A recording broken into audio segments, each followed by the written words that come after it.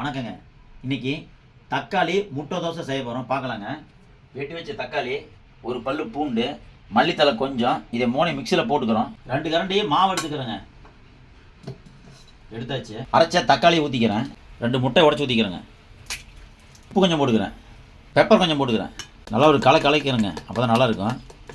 அடுப்பில் கல் வச்சாச்சு, சூடாயிருச்சு. இதை கலக்கினா ஊற்றிடலாம். கலர் காஞ்சிருச்சுங்க, தோசை ஊற்றிக்கலாம். எப்படி வருது இந்த இதில் பார்ப்போம். நல்லா வரணும். கலர் நல்லா இருக்குது, நல்லா வாசமாக தான் இருக்குது, பார்ப்போங்க.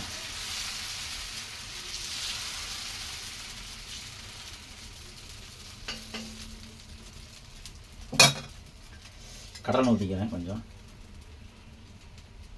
தட்டு போட்டு மூடிக்கிறேங்க, அப்போ தான் சீக்கிரமாக வேகும். தோசை வெந்துருச்சுங்க, திரி போடலாம்.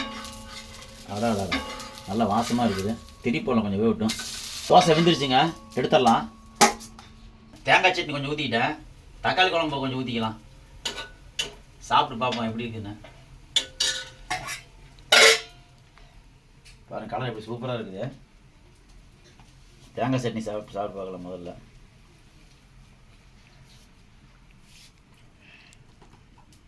நல்லா இருங்க, நல்லா பஞ்சு மாதிரி இருக்குது, சூப்பராக இருக்குது. தக்காளி குழம்பு சாப்பிட்டு பார்ப்போம். சூப்பராக இருக்குங்க. தக்காளி முட்டை தோசை இதே மாதிரி செஞ்சு பாருங்கள், ரொம்ப அருமையாக இருக்குதுங்க. நன்றிங்க. அடுத்து சந்திக்கிறாங்க.